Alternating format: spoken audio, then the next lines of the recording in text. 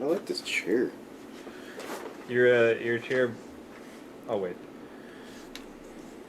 your chair brand sounds like the German way to say awful. What does it say? Awful. Auto full. Oh, it's awful. Auto. Okay. So we're back.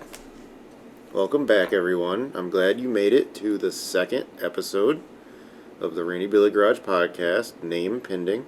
New and improved studio.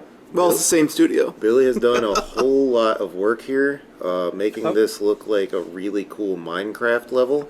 I thought we had a name. I don't remember. The Hood Scooper. Oh, that's right. You had the best name ever. This podcast, this is called The Hood Scoop, which is amazing. As soon as you said that, I was like, that's the name. So, yeah. Oh, man. Now I can change the playlist. I can change the title. I'm so glad we figured this out on episode 2. Because if this was 4 episodes in, I'd be so mad at myself. So, I'm Randy. This is Billy. And we got our friend Nick calling in from the glorious state of Colorado. Nick, you have a little bit of an itinerary for us on some stuff we can talk about. Nick's going to be a little bit of our producer for some of these, so he's going to help. I don't have that. I want to do that. Well, we'll definitely plan on doing it for the next one. We do have some ideas. There has been a good amount of stuff that has transpired since the last episode that you guys saw, the very first episode. And Billy's going to bring some of that stuff up right now. The main thing is that if you guys have watched the channel, you know that me and Billy and Sam and Dave did some work on my Honda S2000 that I have. It had bad valve seals, and luckily it's really easy to do the valve seals on those, and it definitely needed it.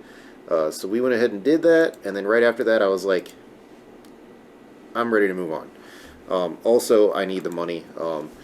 And so I listed this thing for sale on Facebook Marketplace, and it's been up for, I've been boosting it.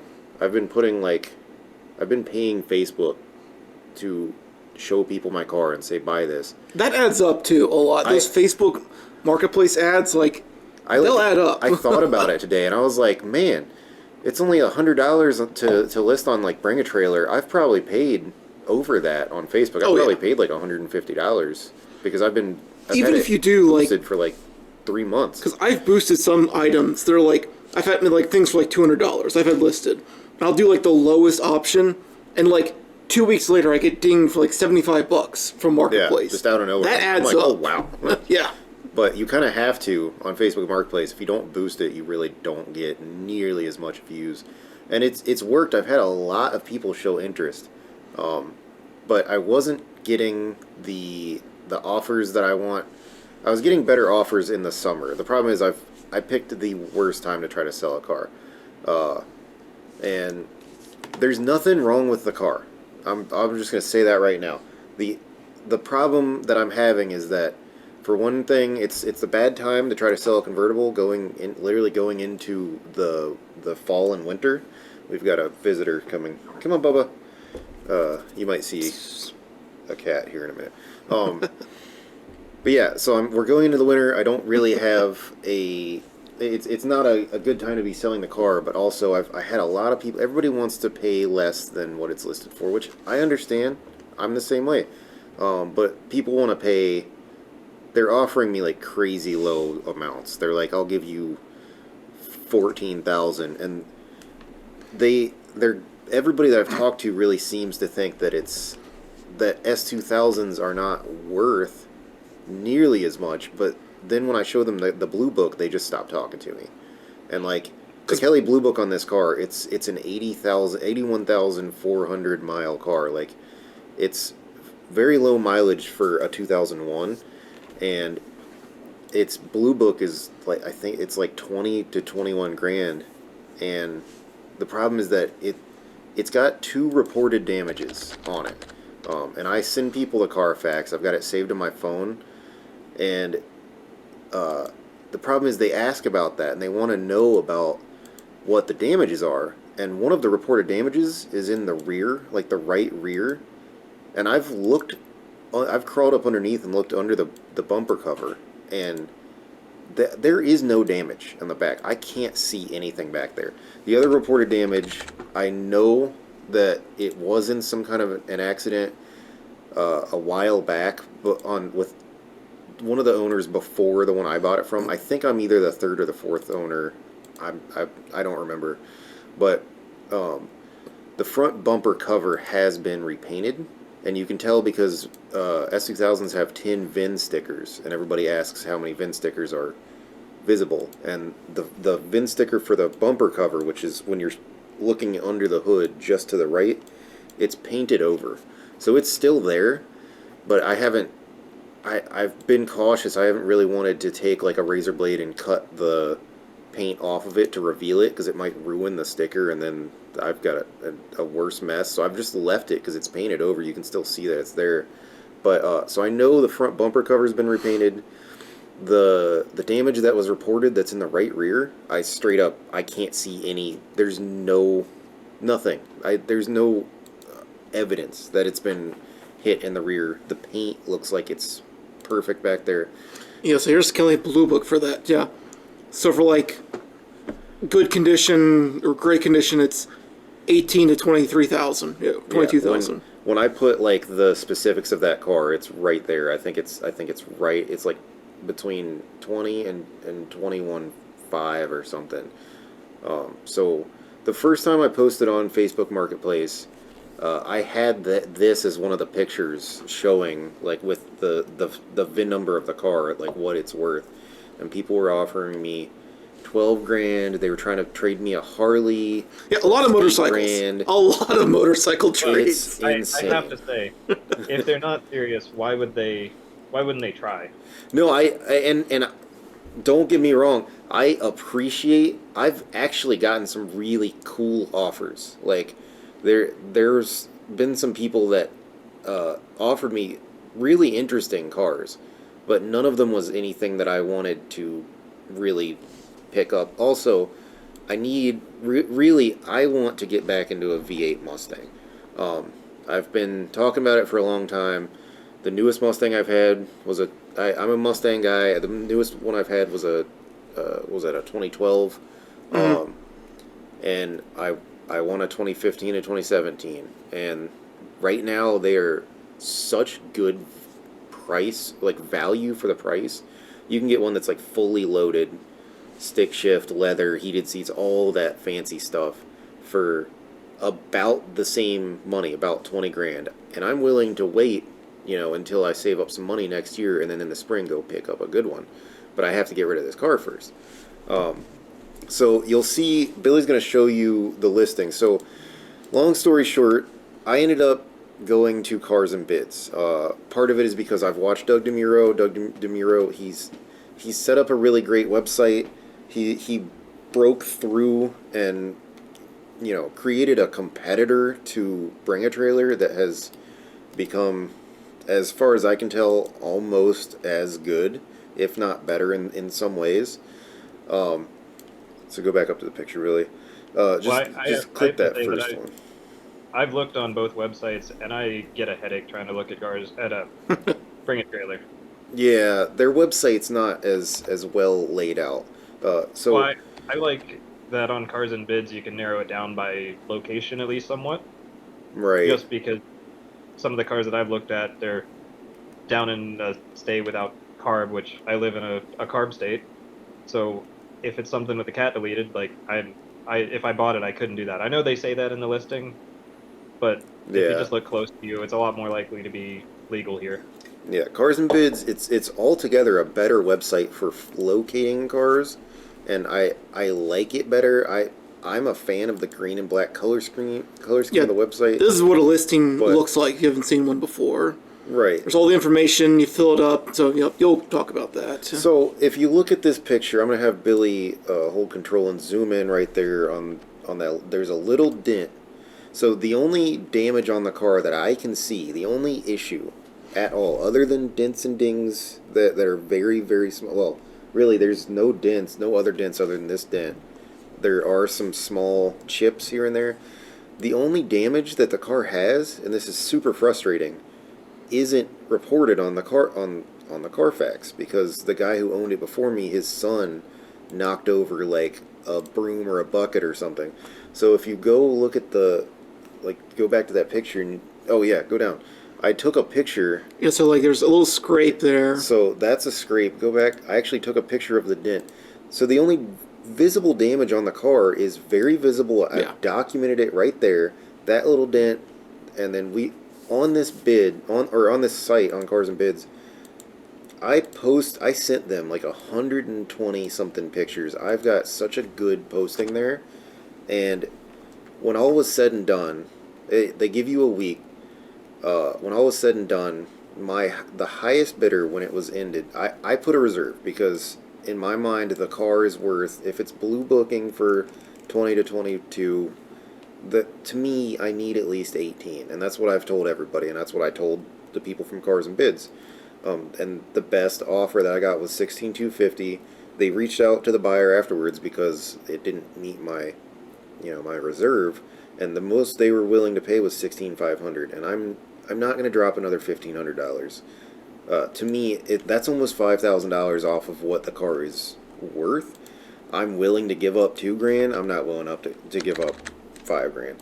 So, so one thing I kind of want to talk about the experience I've had with Cars and Bids. Yeah, it's also going to show that when you go to Cars and Bids, you search for a car like the S2000, and they'll show you the ones that are ending soon, the ones they have listed. Doug's done a bunch of videos on them, of course, but they keep for a while all the ones they've sold. So you're looking at the ones that have sold, and you've got like 26, 28, 35, 22, 29, 33, like all over the place, but higher than what you set the reserve for. Yeah, when mine was for sale, mine was up at the same time as that black one that's right beside it. Yeah. And that car sold for $28,250, but and that silver one came up or this blue one came up like 2 days. That one kind of screwed me. It came up at the last day of mine. There is one lower on there that was like 14 or something, and I thought, oh man, someone got a steal in, and you look at the mileage on it. Yeah, go to that 16,750 right there. Click on that. Scroll down. Yeah, look at the mileage. Oh my God! 204,000 miles. This is and this is the issue that I'm having, right? Because if somebody was to come and look at this car and see it in person and drive it, that's a daily driver, right? For somebody like 2 decades commuted in this car for its entire 200,000 miles on an S2000, and it got more money than mine. I don't understand it.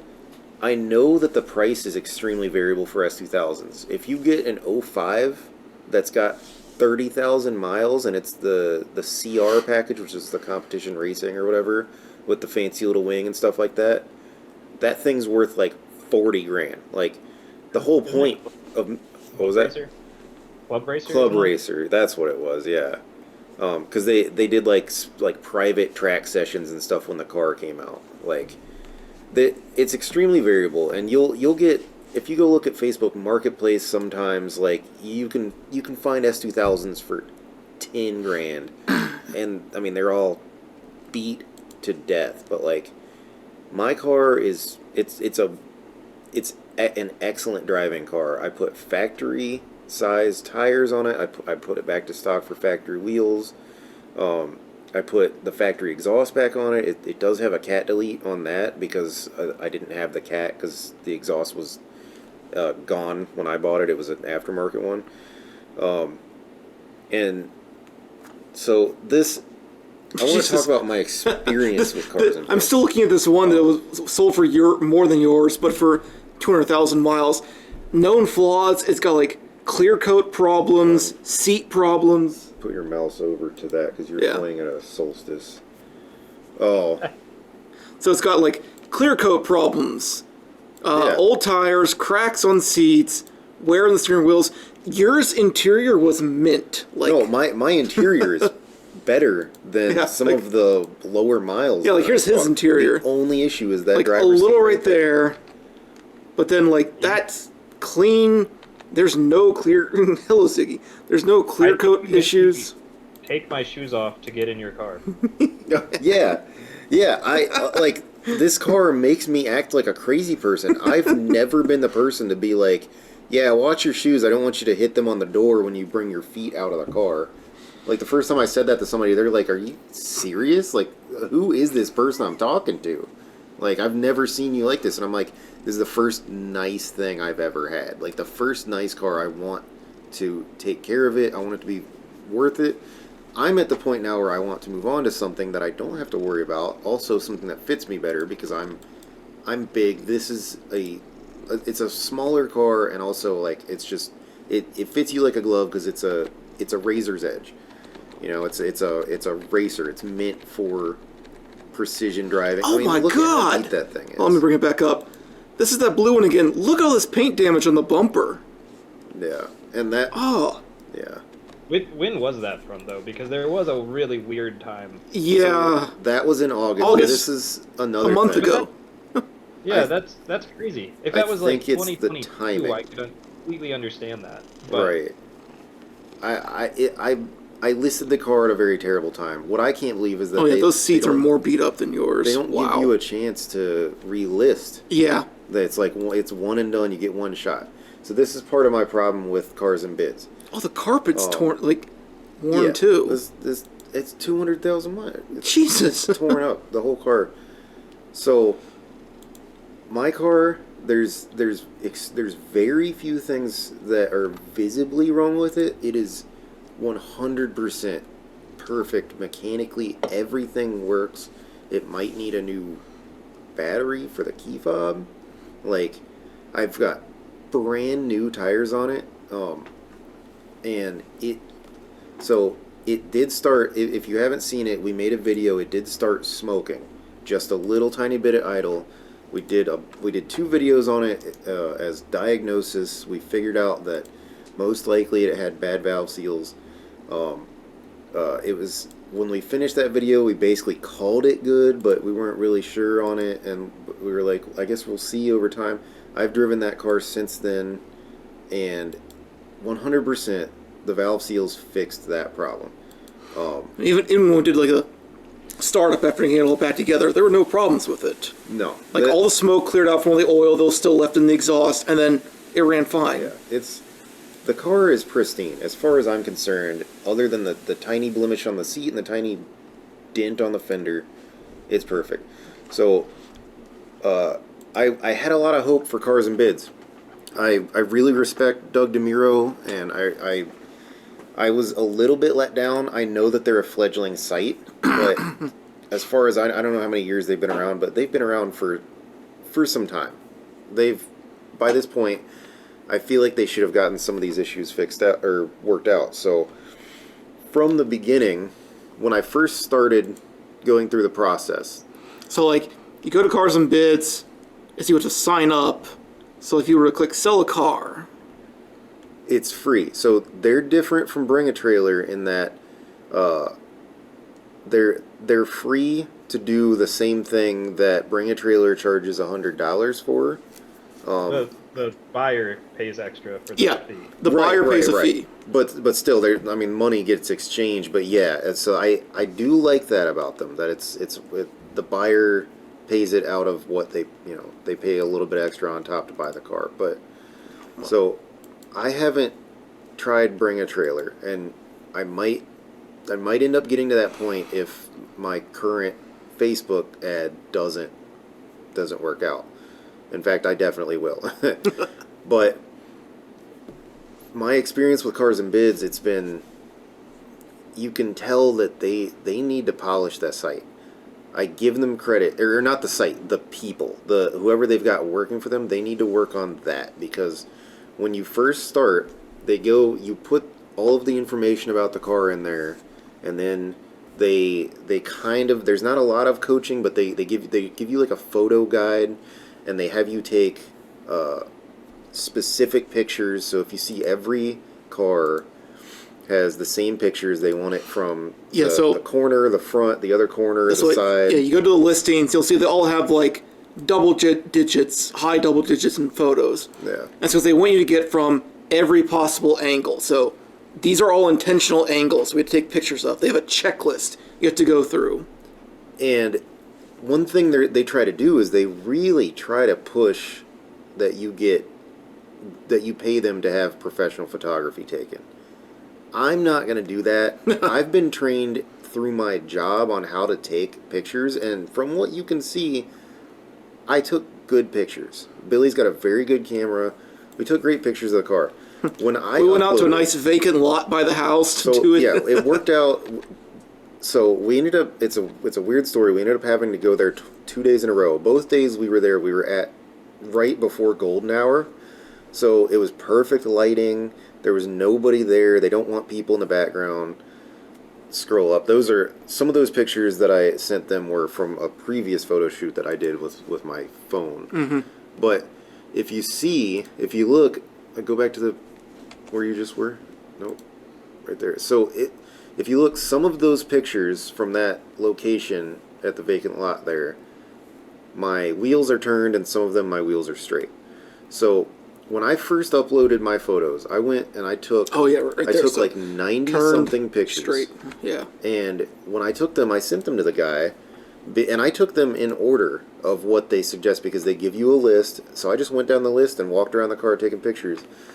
They looked great to me. I sent them to the guy. He sent me back the next day saying that I needed to retake like 33 of those 90 something pictures.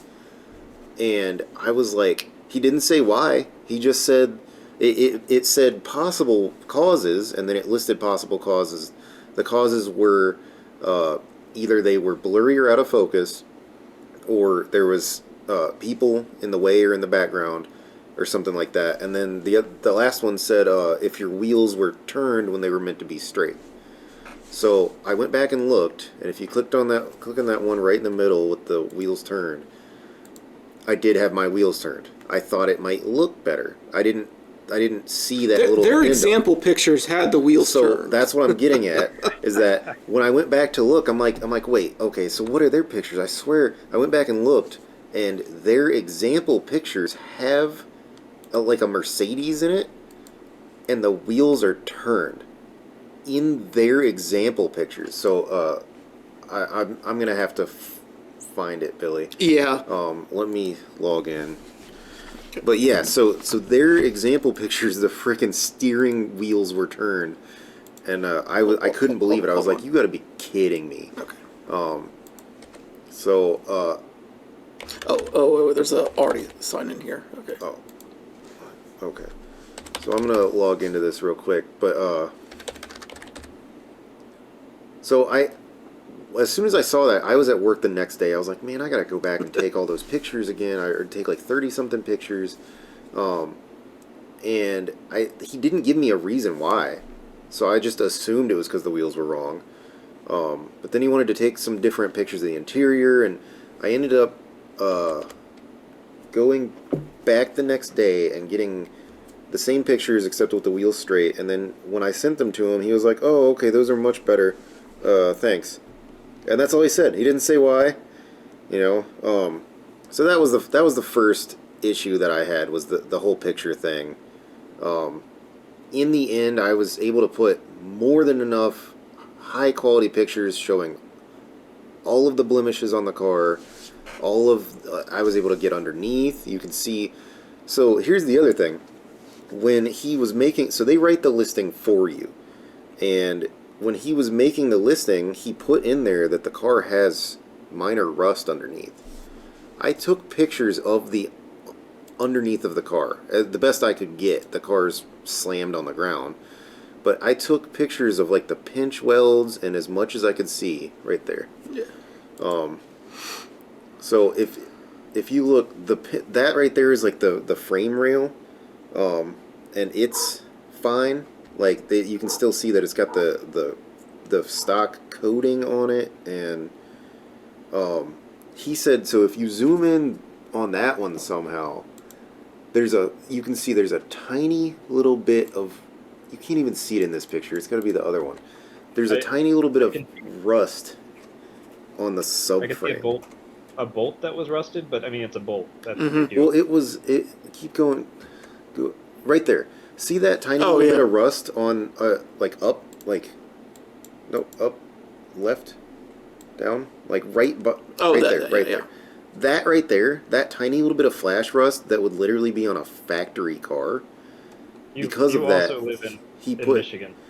Yeah, I live in Michigan. Like, it's gonna get that flash rust on it. We picked up the car in Milwaukee too, so yeah. Right. Yeah. The car has spent most of its life up here, and it's apparently always been garaged because it is clean. But because of that, if you go to that one right there, he thought that was rust. That right there is like very, very minor surface rust, but that like that's a control arm, and it's painted from the factory, and there's tiny little bits of rust showing through, but the car is from 2001.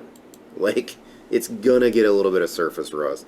But he basically said that, like, they have to put that in there. It's standard if there's any kind of rust on it. And I was like, well, there's not any kind of rust, but okay, whatever. And I feel like that affected it too.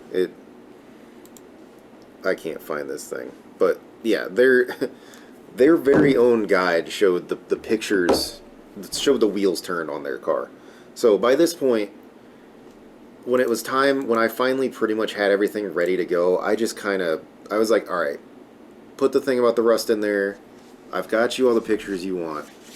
Go ahead and post it. Let's see. I had so many high hopes. I literally had people sending me messages on Marketplace because they make you remove your ad from Marketplace. So when I removed it, like, because you can only have your ad on Cars and Bids while it's up there. You can't have bring a trailer at the same time. Okay, here we go. So if you... Yep. Yeah, so they have their photo guide online. So let me... Yep, nope, not going to listen to you, but... There's pictures. Yeah. Really, if you go down. Keep going. Keep going. So they give you really... They got really good things, but click that gallery right there. Go to all photos. This isn't the same Mercedes. No, it's not. It was a different Mercedes, like in the printout that you had. So go back. Yeah. Hold on. Dude, they changed it. I swear to God, they changed it. Maybe it was this Aston Martin. No. Well, for example, click that first picture of that Aston Martin. Look at that.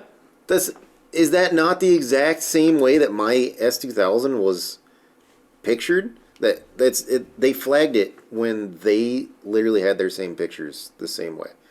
And it added up to me being frustrated by the time it was ready for me to... Yeah, and here's the sheet you can print out. It has the whole list of stuff that you have to take pictures of. Yeah. So I went through this sheet. This is what I went off of. Oh, and there was the the cold start video too. Oh yeah. That's another thing that really got under my skin. Hold on. I know it looks weird. I'm standing up. I have to go move the cat because he's in our way. So bear with me. Technical difficulties. Keep talking, Bill. Yes. Come on. But yeah, so it's one of the videos they had him do was a cold start test. So he had to open up the hood, walk up, put his hand on the exhaust manifold to prove that it was cold, and then in the same video, get into the car and turn it on. So, can't you usually hear when it's a cold start? We want a way. We know what a car does during a cold start. They want a way for anybody who's watching to know for absolute certain that you're not starting a car that's already been warmed up. And I get it. That's a very good way to do things. I'm not faulting them on that. The problem that I had with that is that I want to make a video of it starting up. I want to show a video of me getting in. I want to show the mileage, show that it's running smoothly, all this stuff.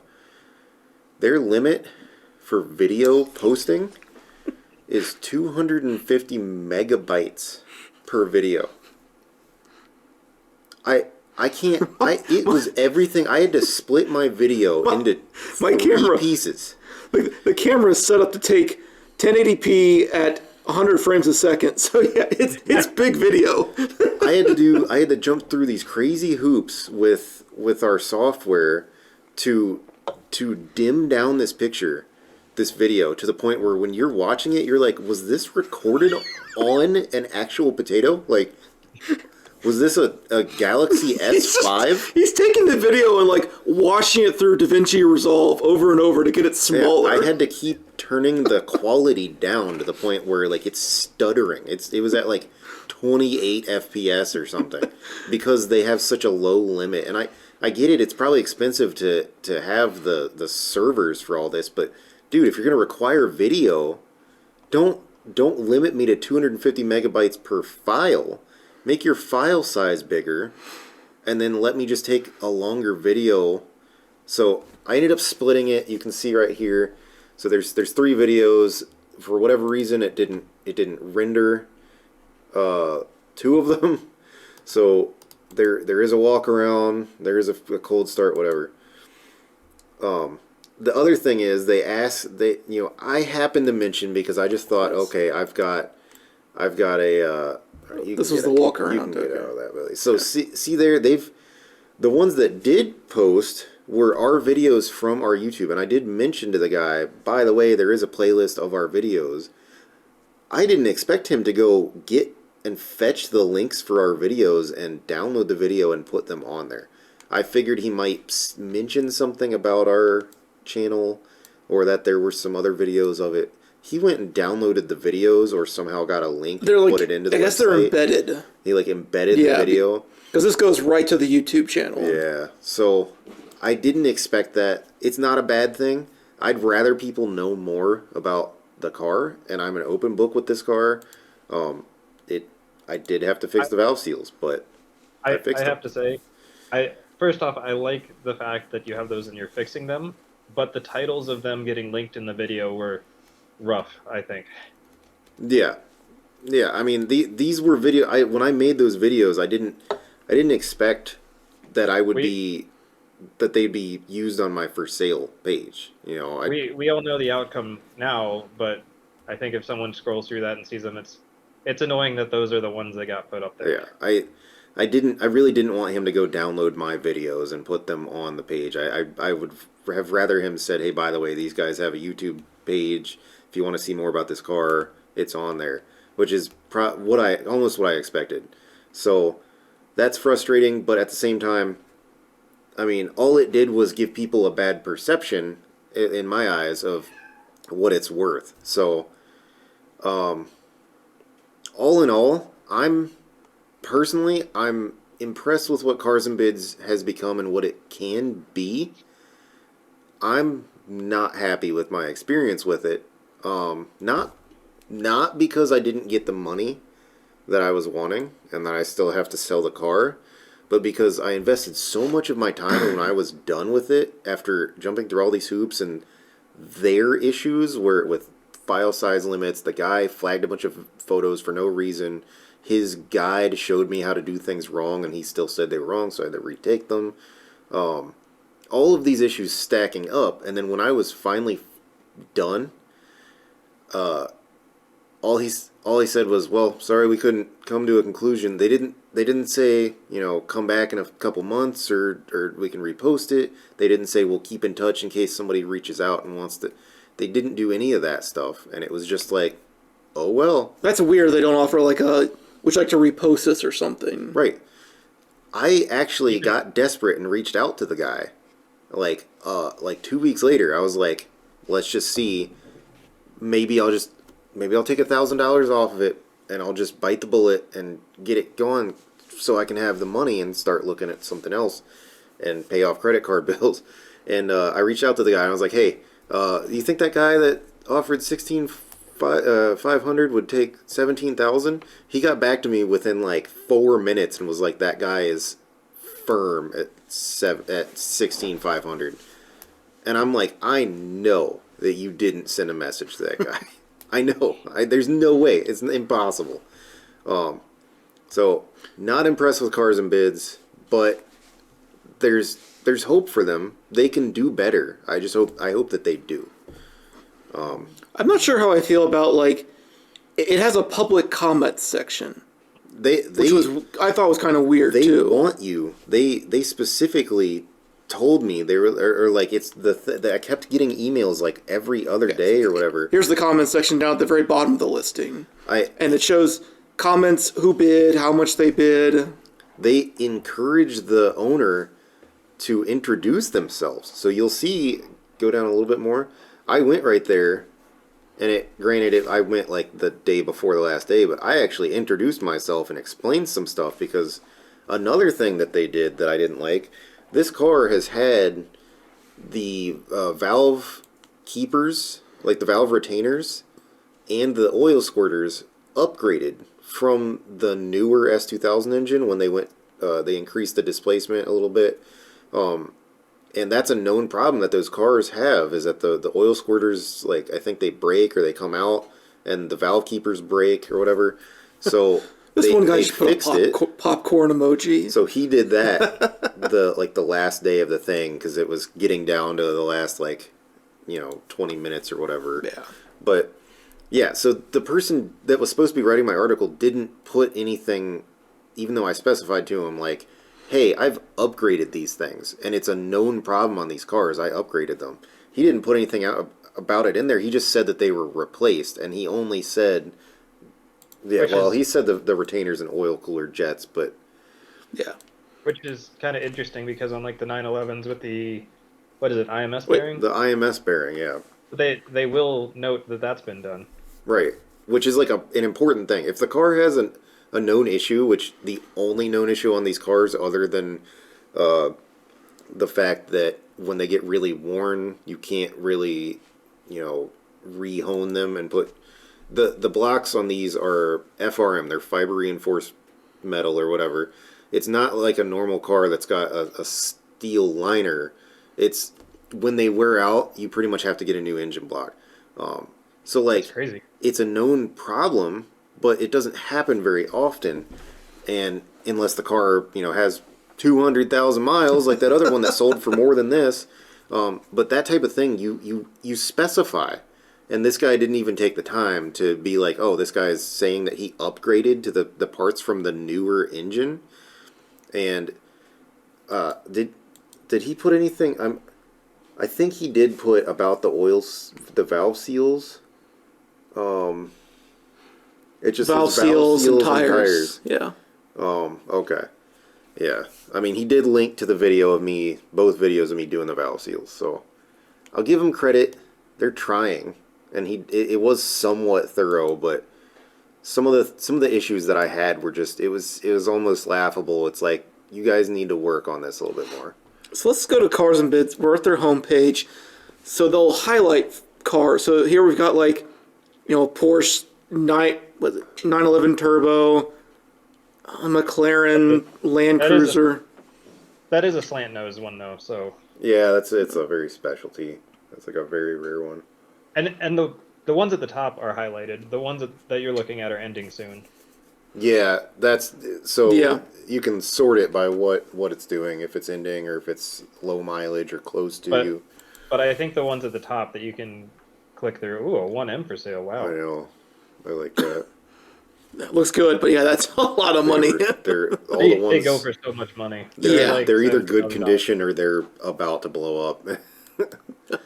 Or even the ones that are about to blow up still go for 50. Yeah, because they're so rare.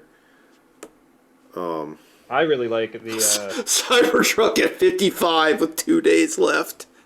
I really like the 135 IS. I think it's obviously not the same, but I think it's a good substitute. 800 miles. I also like the 135. No, the IS specifically. IS. They only made it for 1 year. Huh. So most of the time they had the I. The IS is only 1 year when Europe went to a different one, I believe. Oh. And in the US they kept selling this one. That's got to be got it. extra rare. Holy crap. It basically is the 135i with like the performance pack and stuff by default. Huh. So a little bit more power and some other stuff. Something else about Cars and Bids is that they even though they're not trying to be as, snobby and pompous as like Bring a Trailer is, they still are not like a general car auction site. I tried to list my 2011 Mustang on there, and they're like, no, we're not interested. So they are still trying to go for stuff that they think is like enthusiast interesting. So Yeah, your generic car, they're not interested they in. advertise as an enthusiast car website. So unfortunately, because even though Billy's Mustang had some aftermarket stuff or whatever, it's still it's a V6 Mustang. It wasn't fancy enough. Search Mustang on there. Yeah. I wonder what comes up. I almost bet it's all Shelby's, not Mustagin. Mustagig. I missed a key. I actually think they've talked about that where they tried to find a V6 one, and they didn't note that they didn't sell those, but Yeah. So like, that there's one Mustang that's like just a run of the mill GT. Everything else is fancy. I really like the '98 Cobra that's up for sale in Montana. Whenever I click post Oh, to me, yeah. that one goes up. Yeah, I it's a shame that I started my YouTube channel so late. I wish I could have had my 98 Cobra on the channel. Yeah. That's still one of my favorite cars I've ever I had. just want to look at this a little bit. God, 800 miles. It's a California car. 55. So it's a 600 horsepower dual motor. it's only at 55,000 right now with 2 days left. So there's a lot of Cybertrucks where I live, and I've come to a funny realization about them.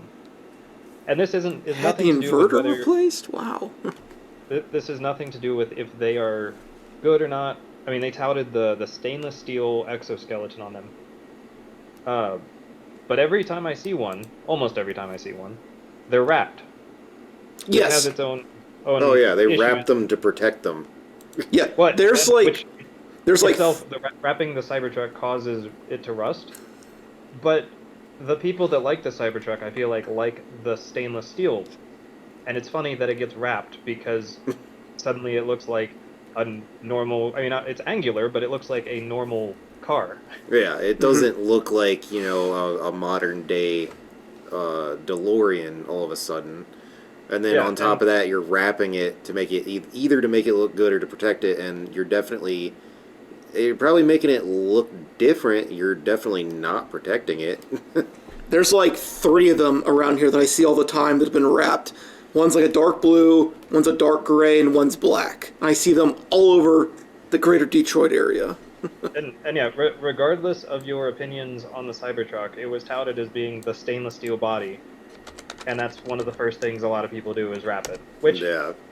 it's not a protected stainless steel, so I think it does look dirty pretty quick. So wrapping it is probably not the worst idea, Yeah. other than the fact that it causes rust. Oh, wow. But So looking at all the ones that have, and so there's only one on Carson Bids right now.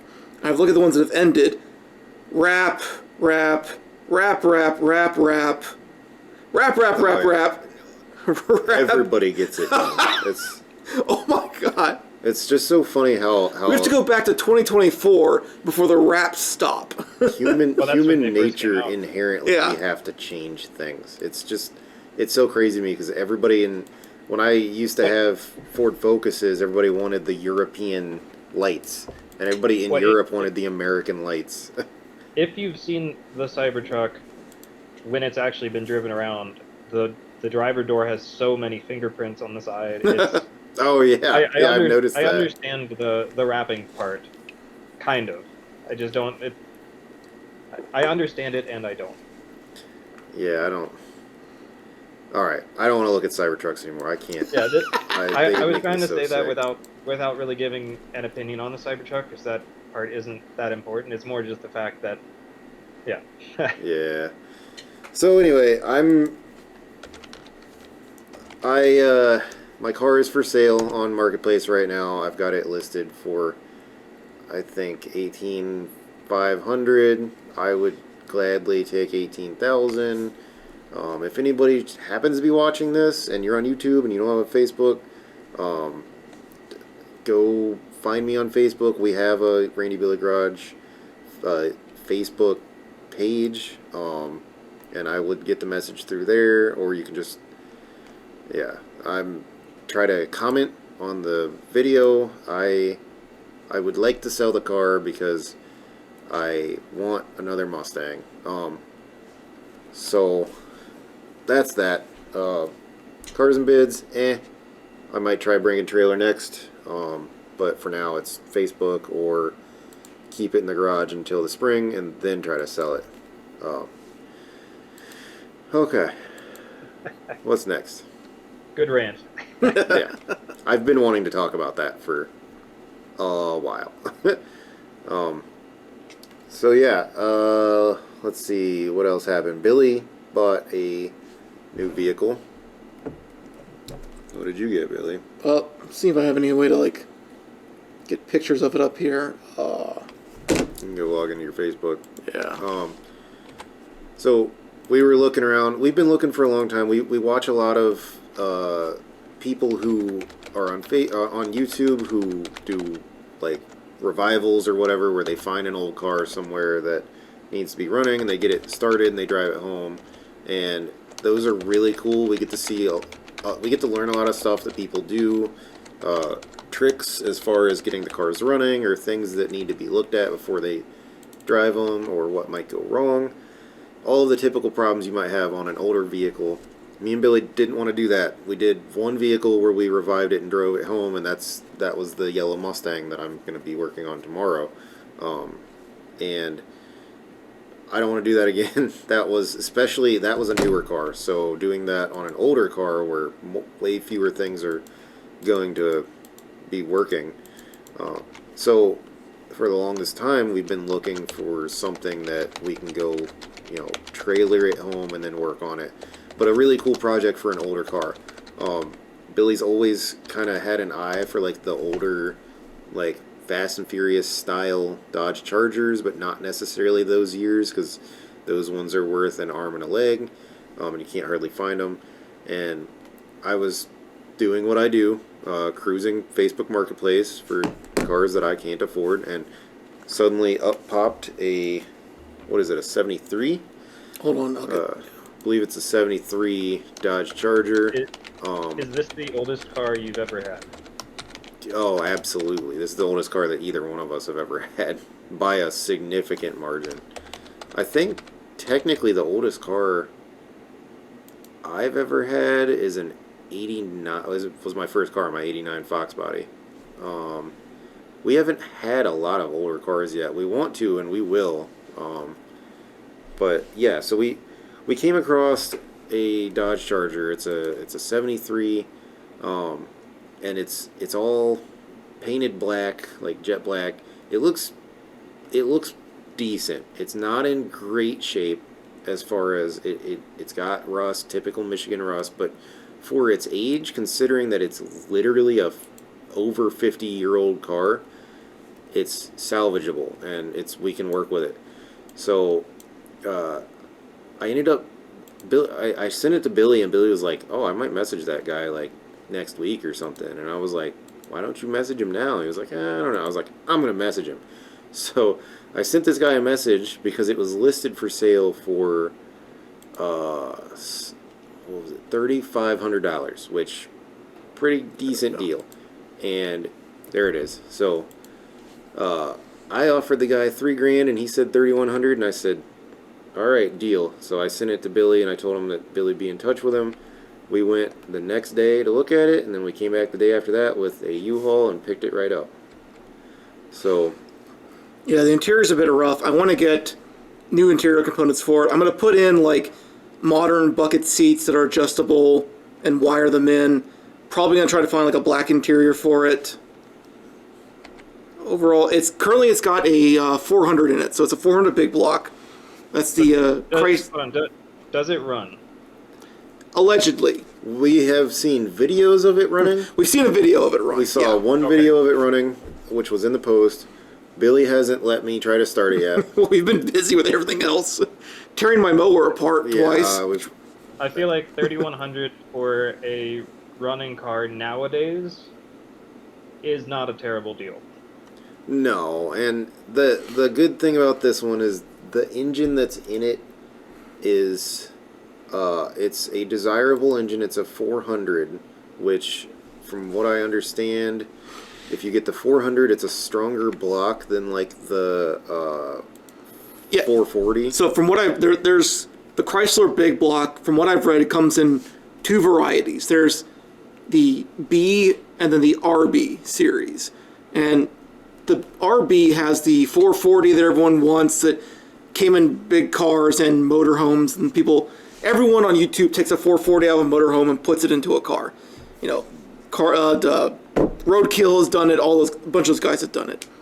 The 400 is part of the B series of big block, and they were a shorter deck, so that's a little bit of a slightly smaller engine, still big block family, but the RB is the one they had like raised the deck height up, and from what I've read, the RB ones, they had to take metal out of the casting, so the bottom end part of it might not be as strong as this 400 would be.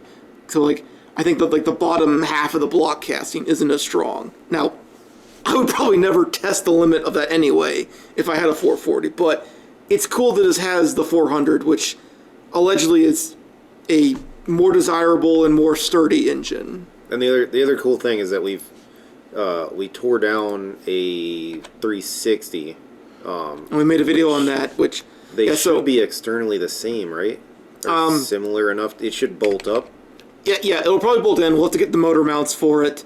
It'll be smaller than this, obviously, but and I had to get a so this is an automatic transmission car. It's got a Chrysler 727 transmission and a 3-speed automatic, but this is since the big block. The one that it's in it right now is the big block version, the transmission. So I had to buy a small block version of it. So the plan is to take this 400 out of there, do a good rebuild on that. So that's probably going to be machine shop work, stuff like that. In the meantime, this 360 we picked up, that we did a teardown video on, it also happened to be like bored 30 over. We're going to rebuild that with the small block transmission, put that in the car for the time being, and have that run. So we can do like the body restoration work on the car and drive it around with this 360 in it. And then sometime down the road, we'll rebuild the 400 and put it back in. So the guy that had it, he sold the car because supposedly they used to do some repair work on these cars, and there's a chance that it's got lead in the paint or something. They used lead as a body filler back in the 70s and 60s. He's worried because he's got like a new, like a young kid or whatever. And I kind of got the feeling that the guy had he didn't really have the time to do it anymore, and he wanted something a little bit less involved.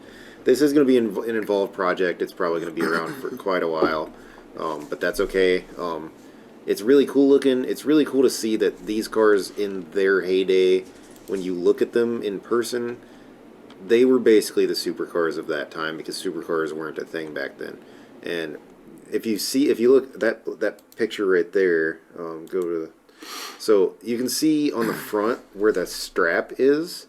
That strap that is about where the radiator was. If you were to take it all the way across, there is a huge section in front of the radiator. Like 2 feet. Literally like 2 feet. And when we were looking at it, we were like, if we ever wanted to do anything else, something crazy like turbo or something, or put a big intercooler in it for a turbo setup, you could literally move the radiator forward like 3 feet. There's just a big empty cone on the front of the car. The car is huge. It's like it looks like, it's a boat. It's what my dad would always call a boat, like a barge.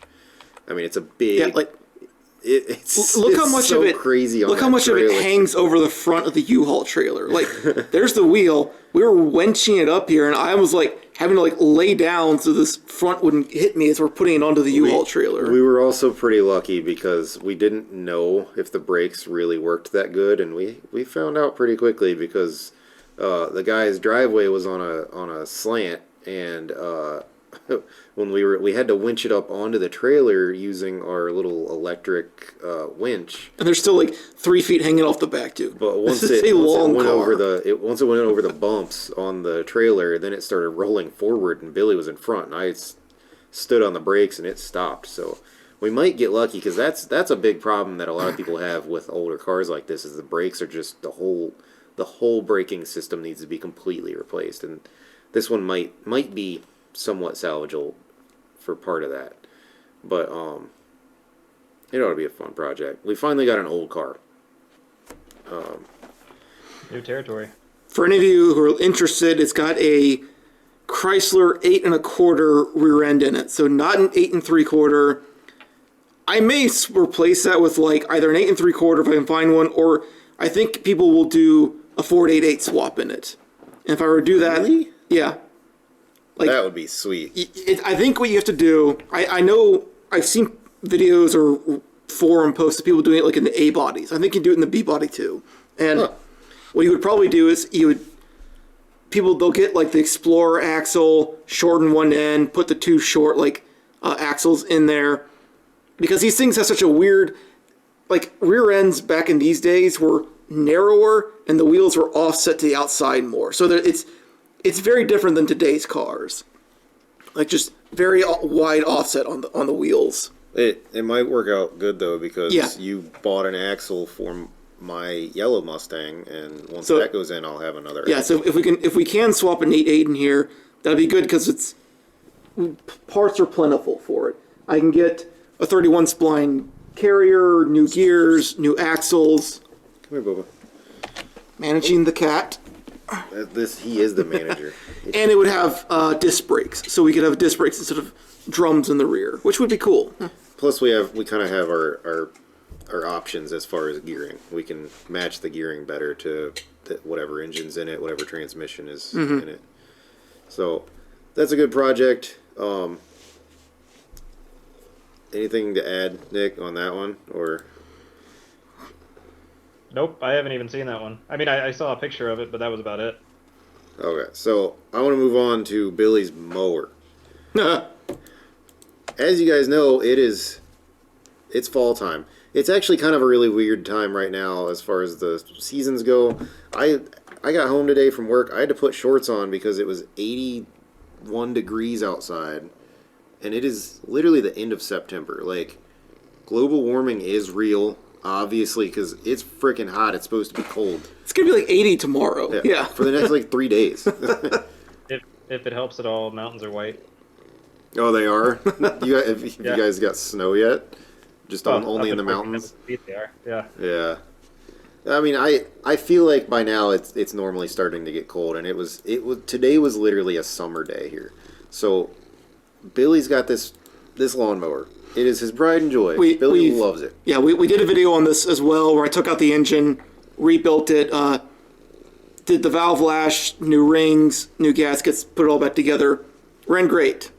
And then let me find those pictures. So All right, he's so had an issue with it as far as idling goes. So this is it now. There's no engine on it anymore. And what happened was, for a while, when I first tried to start it up, because it's actually been very dry here, like the last couple months. There hasn't been a lot of rain. It hasn't rained in like a month, except for like last week. So I haven't had any need to like mow the grass. The grass just isn't growing. So we fired it up, or I tried to. It wasn't getting fuel. All right, that's right. You had to rebuild a car. Yeah, the carburetor was gunked up, so I had to take the carburetor off, clean it out, new gas, rebuild it, put the carburetor back on, fire up the engine, and then it's not idling correctly. Like, it immediately goes to like its full throttle. The throttle cable lever is doing nothing to it. So something with like the governor on it that controls the speed, that had broken off. So this happens. We take the engine off, and that's the governor right there. That's what's left of it. Yeah, that's what's left of it. There's some more of it inside the engine. So it just disintegrated. This engine that Billy just rebuilt, I mean, the thing's got so much compression, I literally have to sit there and you almost have to take the plugs out to turn the engine over. Oh, yeah. And this wasn't a recent. This rebuild I did was like 2 years ago. So for like 2 years or a year and a half, it's been running great. And then all of a sudden, this component just comes apart. And I'll have to find a picture of it. So we took it apart, took it off the mower, took it in there, did our little tear down on it, got all these pictures, whatever. Took that thing out. Billy had bought a new governor from Amazon or whatever popped up first when he searched for it. And he put it in, put it back together, resealed everything, cleaned it all up. All of the normal stuff that you would do for rebuilding an engine. And we get it all together, we put it on the thing, start it up, mower starts up, and as soon as it starts up, it lets out this crazy metallic dying sound, and all of a sudden it revs to the moon, and we're like, well, the freaking governor exploded again. And we knew that it exploded because when we took it off the second time, as we were carrying the engine and we went to set it up onto the table, you could hear it. It sounded like there was change inside of it. So I'm like, well, same thing. Exact same thing happened. It came apart. Yeah, so there's all the pieces of it. So what this thing looks like when it's together is that there's this gear, there are these two arms, and as the thing spins, the arms flail out, and it pushes this plunger up. Yeah. So that, Okay. we might not be able to play that video.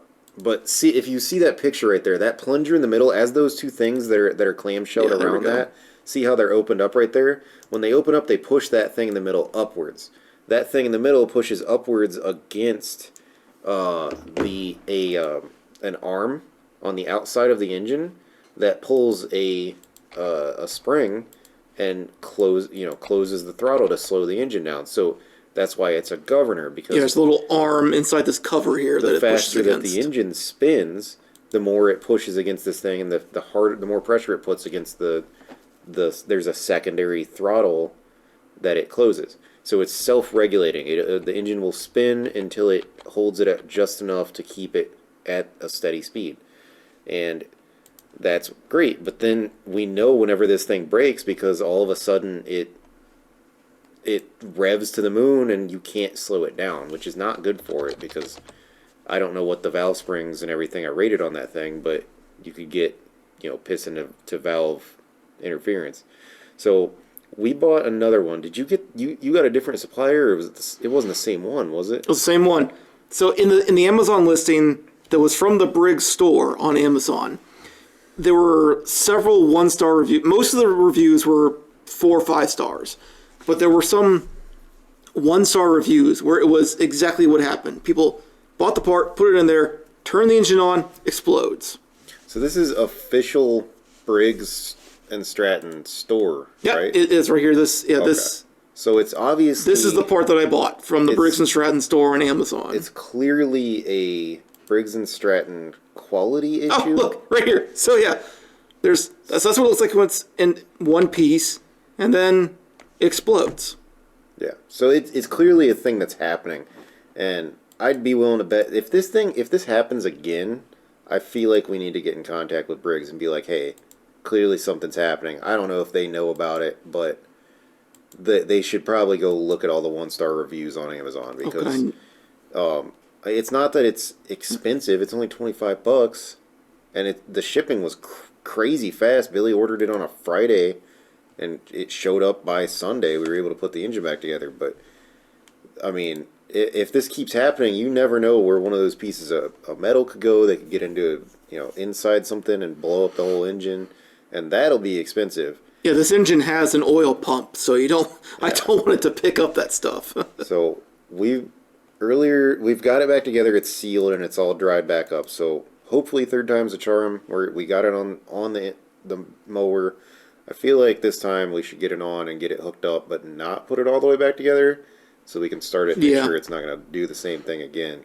So yeah, looking back at my Facebook, June 9th was when I pulled that engine and rebuilt it. So over a year, it's working perfectly fine. Yeah. Now this engine does have like 430 hours on it, so it's been used a lot. Yeah, it's definitely seen some mileage. But so if you want to watch the video of Billy doing that, it was the Craftsman T3200 rebuild. Yep. We've got that on there. Gosh, we were so pretty in those videos. So when are you going to grow this thing out into broccoli hair? That's not happening. You disappoint me so much. Hold on, let me... Yeah. So we've talked about projects. We talked about what I'm probably almost definitely going to get. I'm almost definitely going to get that Mustang, but there are some other considerations. We've talked about trying to get rid of a car. We've talked about getting a car. Yep. In about a month, I will be getting rid of a car. Oh yeah, your lease is up on your Polestar 2?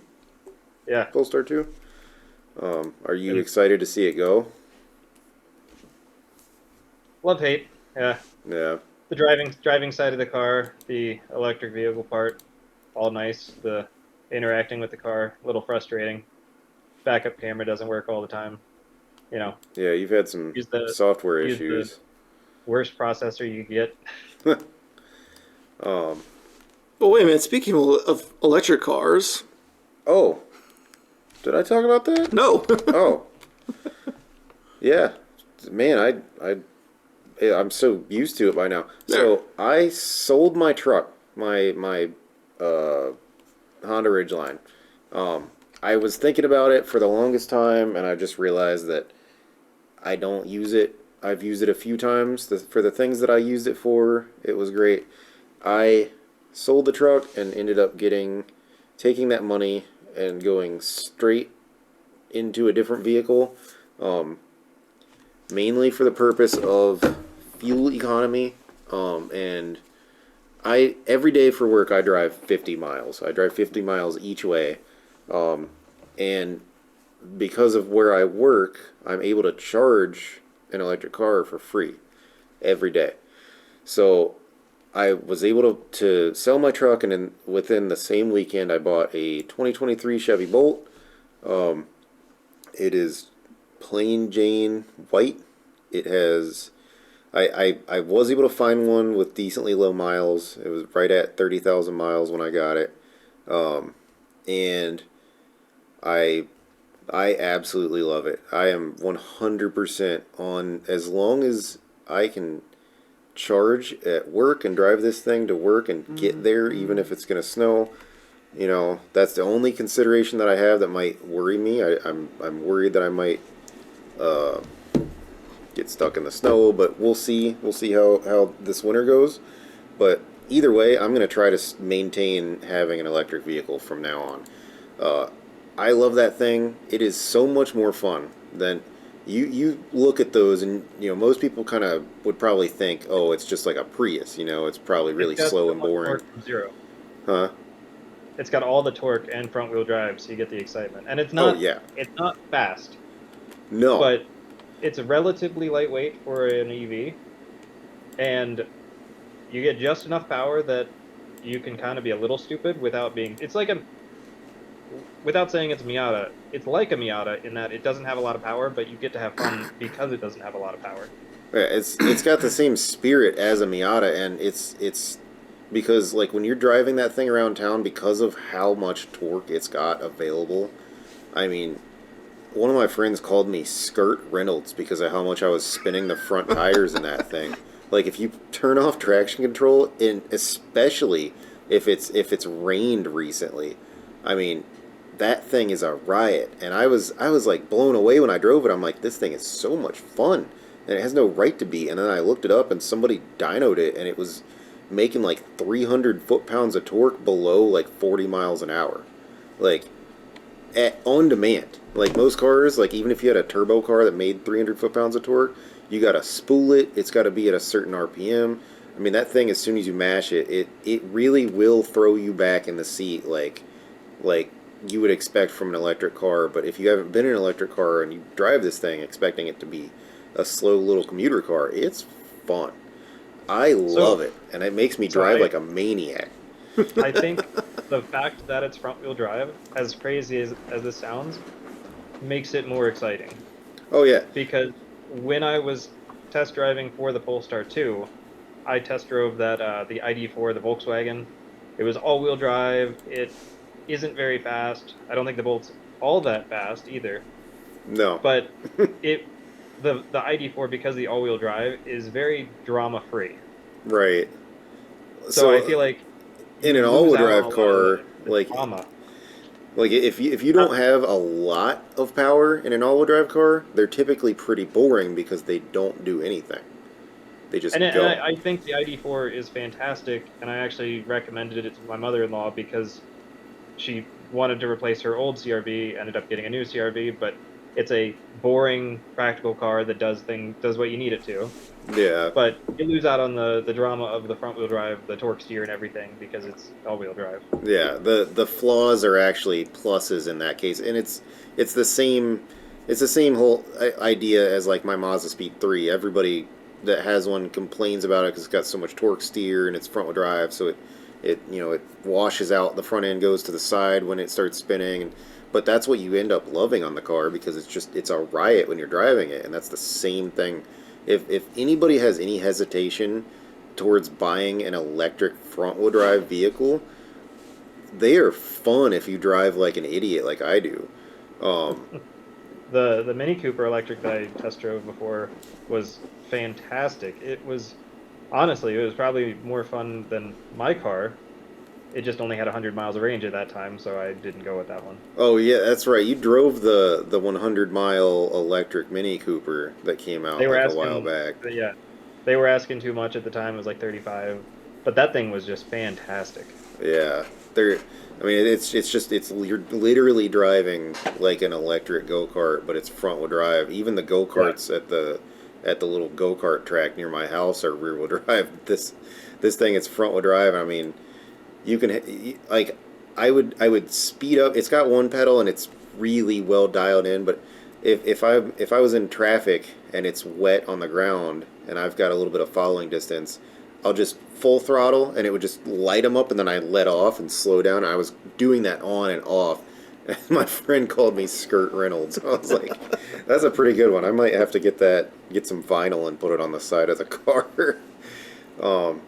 So I'm planning on staying in an EV of some sort eventually. I'm going to see how this does through the winter, because I did buy snow tires just in case. But regardless of what happens, I'm probably going to try to trade up throughout the years. I'm probably going to trade up. Hopefully, next year or the year after, try to get like something that'll do a little bit better in the snow, like an all-wheel drive Equinox EV. But it's no matter what it is, it's going to be something that's used, and I'm gonna have to take advantage of the the fact that they drop in price so much when they get used cars. If it helps at all, I dailied my Miata through Colorado winters for a couple years, and I had no problem with winter tires. Yeah, yeah. I mean, I think it ought to do fine. The tires that I got. So the good thing with it being a Chevy Bolt, it's got the same lug pattern as a Chevy Cruze and Chevy Sonic. The same. It's a 5x105. So local to me, being in near Detroit, there's a ton of snow tires for Chevy Cruzes listed. And I found one set. The set I found are ancient and dry rotted, so I will be driving them until they pop or wear out. They will probably pop in a snowstorm, and that's just Randy luck. But we're gonna see how it does. I mean, the good thing is the tires I got, they were just not used, so they've got all of their tread. They're just old, and you can see a little bit of dry rot cracks right around near the bead of the car, the wheel. So I'm happy with that car. I love that thing. They made you made me a believer. After riding in your car and seeing how cool it was, how quiet it is, how great it rides, and Well, the instant torque, I was like, man, dude, I am on board. But if then, it helps at all, I am most likely not staying with an EV, and it's not because I don't like EVs. It's because I can't find the ones that I want in my price range. and that's how you should be. If you can't find one for the price range, don't pay extra for one. Wait until you get the right one, or get something else in the meantime. I Well, they kind also of feel don't. like I'm a little bit of an influence on you because now you've been looking at non-EV cars because of all the non-EV cars that I've had. Well, the cars that I'm looking at, I literally cannot get as an EV. Like, one of them's like a 2000 Porsche, Oh yeah, or you don't in the want that opposite as an EV spectrum, anyway. or That's in much the better. opposite spectrum, a Bronco. Which, I mean, I'd love a Rivian, but you can't take the top off that one. So Oh it's really? They don't very even have different. like T-tops or anything? No, but for Dang. the Spectrum, like you can't get those as EVs yet. Right. Yeah. Someday. Someday Hmm. there will be. But It'd be cool. I think you'd like a Bronco a lot, and you've done a lot of test driving on them. And you test My, drove the Wrangler today, so now mhm. you've seen both sides. You've seen the one that's been around forever, and you've seen the one that's brand new and beating the pants off of the other one. It's been around forever. It just they took a couple breaks there. Yeah, just a couple, but Maybe not as long, but yeah, and they've definitely. I give them credit. They have been improving them, changing the drivetrains, and they've got the EV versions, and I definitely give Jeep credit. They've kept going for a long time. They've got some good products, especially for what they're for. Aren't they selling like more 4-door Wranglers now than a 2-door? I think oh, it's by I far. think so. By Yeah. far. yeah. Yeah. Well, it's so weird because it's become such a it's they're so nice inside now. They've made them not like what you would expect from a Jeep. They've made them like an actual vehicle where it's like got an interior and stuff, Well, and it's like weird they're because big. they still have their flaws. They don't ride well. No, they've got two solid But rear axles but or but solid I axles. yeah, if you use it off road, if that's what you're expecting, they're perfectly fine on the road. Right. The steering wanders a bit, but it go in with the right expectations, and it was a I was pretty impressed with it. Yeah. I haven't driven a Wrangler in a very long time, so the wandering steering was like a little bit of a shock to begin with. Yeah, and But it there's was things fine. you could do to that. You could get a little bit more toe in. That would probably help. It could just be an alignment that's off, you know. But no, I definitely I would never fault somebody for getting a Wrangler over a Bronco just because they're different. They're the same. I mean, they're direct competitors, but they are different, and they both I have their own good things and I've bad had things. I've had times where I've thought like, oh man, I bet the Wrangler would be like indestructible because the solid axles, but then I think like we've had cars with independent suspension on the front and back for years now, and they last decades. So Oh yeah, I'm not obviously off-roading that could be a benefit, but if you're just using it on the road, which you probably shouldn't get a Wrangler for anyway, yeah. it doesn't really make a difference. Yeah, no, and I mean, arguably they might even be longer lasting. I mean, you see a lot of people who drive these old like diesel trucks, and they last a million miles or whatever. Um, so the only other thing I don't know if we talk about the Miata blowing up. Nope. Miata blew up. So yeah, this is our I guess our final car update. Is the Miata blew up? He actually Sorry, I was trying to catch a cat. messing with cats again. Wait, hold on. Let me go back to your page. So while Billy's looking this up, so in Detroit, we have the Woodward Dream Cruise. It's the world's biggest cruise, whatever you would call it, the biggest hot rod cruise in the country. I think it attracts like 250,000 people or something. I mean, it's a huge event. People come from every state. I've been to it a bunch of times. People who are around here, especially car people who've been to it, it's not as big of a thing once you've been to it a few times. Sometimes you go to it and you're just sitting in traffic and it's 90 degrees and you're sweating and you're like you can't get off the road because you can't exactly change lanes because nobody's moving. It's huge. It's just a big traffic grid. This. So I've done that. I've been to it where the road was actually moving in the early morning, and it's a really cool thing to go to. I don't really strive to go to it anymore because I've seen it. If I do go to it, usually I will find a road within a mile of it and park and walk to it and then go watch the cars. That's really what you're there for, is to see the cars that drive by, look at cool things, go walk around, look at all the special lots that are on the side, the car clubs. It's really cool. So this year I had a couple friends who went.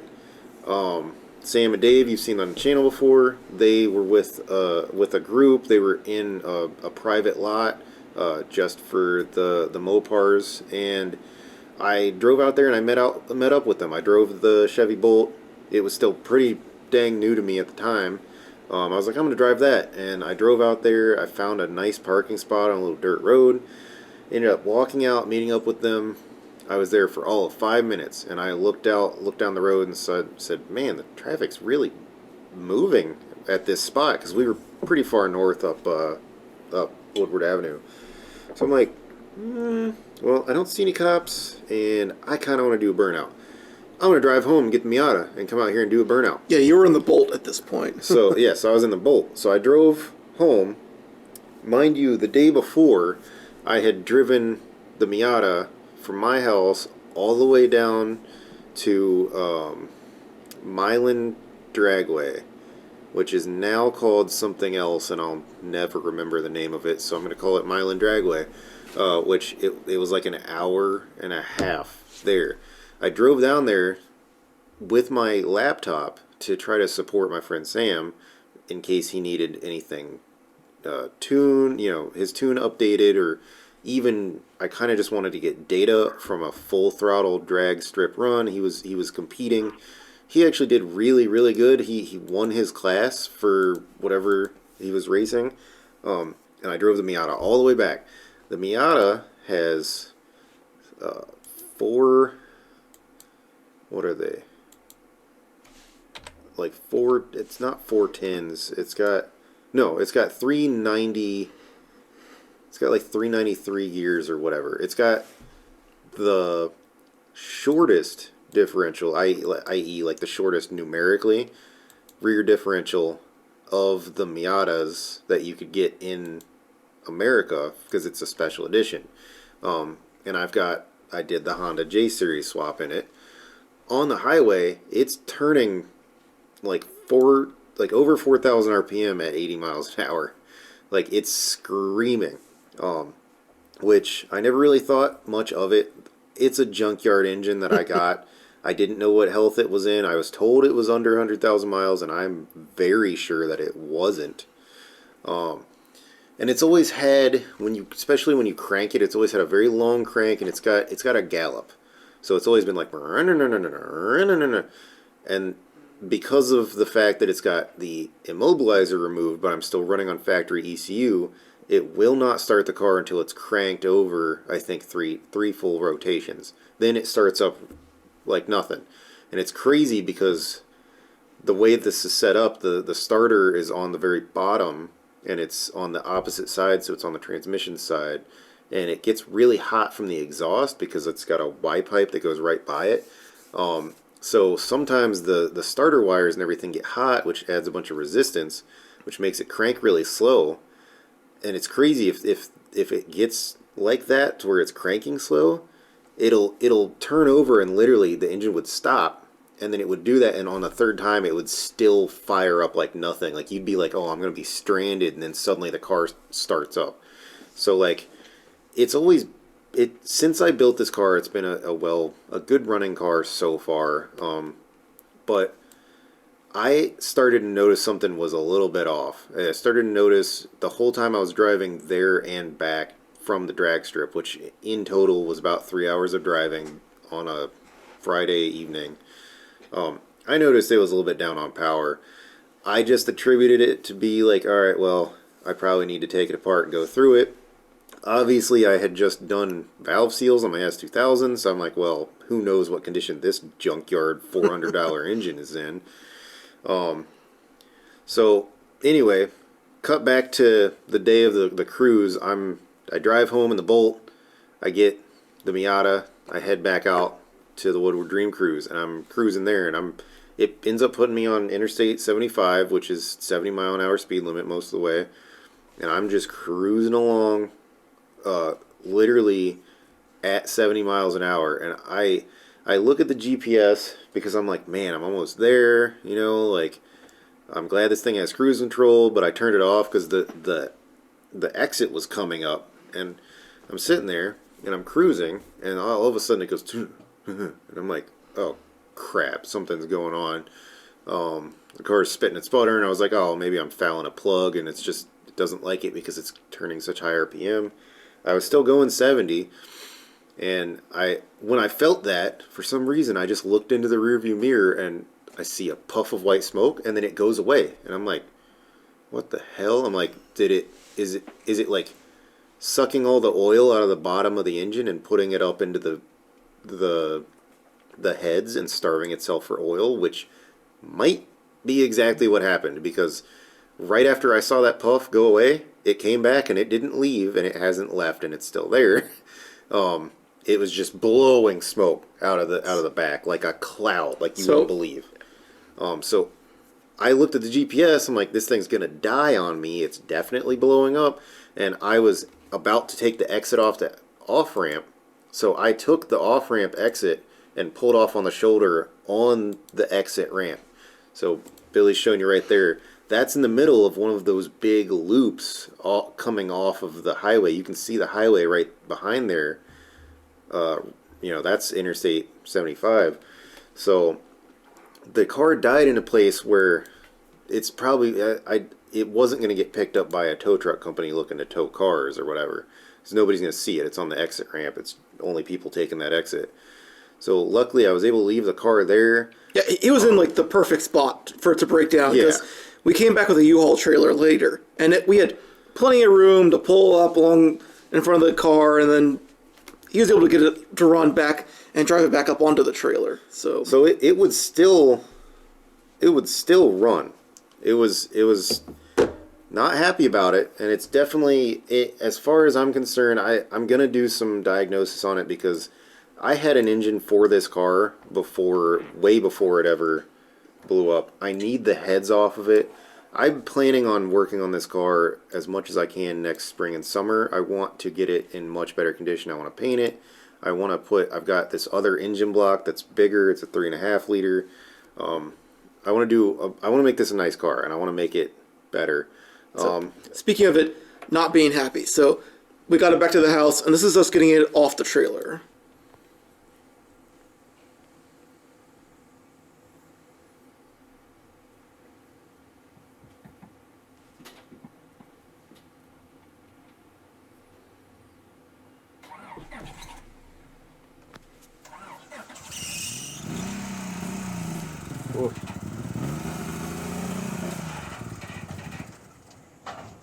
And she died. Yeah, so long story short, the Miata is dead.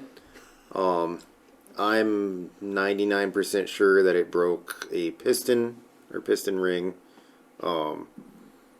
because it still ran. It just blows smoke like you wouldn't even believe, and you can hear it's got an audible knocking sound to it, and so she's dead. So rest in peace. Next year I'm gonna bring her back to life, do a whole bunch of work to it. But yeah, so Miata's dead. Trying to sell the S2000. Got rid of the truck and got the Chevy Bolt. The Honda Fit is running good. I put a shunt on it so that it stops draining the battery from the Chinesium radio that I put in it. I'm probably not going to be supercharging it. I might, but the more I think about it, the more I'm like, I don't want another engine to have to rebuild. I literally have another engine for that car as well in the garage. But right now, I'm probably not going to do it. I'm probably going to end up selling it once I'm sure that the Chevy Bolt will be good enough to get me through the winter. And once I like having the Honda Fit for long trips, but I really only take those once a year. So I might hold on to it for that. But so there's that. And then the Mazda Speed 3. Luckily, I got some help. I got Billy and Sam and Dave were able to help me get the engine out of it. So the engine is officially out of my Speed 3, so I can start working on it sometime, either going into this winter or first thing in the spring. And it's off the lift, so now we've got the lift back. And then today we got Billy's exhaust on his Mustang. That sounds good. And fixed his O2 sensors. And then tomorrow I'm going to work on my yellow Mustang. And hopefully my whole goal for the yellow Mustang, which if you haven't seen the video, there's a video of us buying it from this small dealer, getting it running enough to drive it home, and then driving it home in a blizzard with a carburetor that did not come on it. And that is the problem that I'm going to try to hopefully fix tomorrow. I want to put that car back to fuel injection, and I think right now I have 99% of what I need to do it. I might just need to go get another fuel pump, but I have to I have to fix all the wiring stuff and put different intake manifold and stuff back on it. So that's the state of our cars. That's where we're at right now. It's getting late. I don't want to keep everybody too long. So you guys got anything else you want to talk about? Nope, not this time. I think we're good. All right. Well, thanks for watching, guys. Stay tuned for more episodes on the Mustangs, and then maybe you'll get to see us tear down the Miata, something like that. We got a couple engines in the garage that we need to tear down. we got some stuff we're going to be working on, and hopefully we're going to try to do some more of these podcasts. Billy did a great job on these tiles, by the way. We also have new lights, too, so it's a lot better. I feel like I'm on Broadway right now. It's wild. So, all right. Thanks for watching, guys. We'll see you later.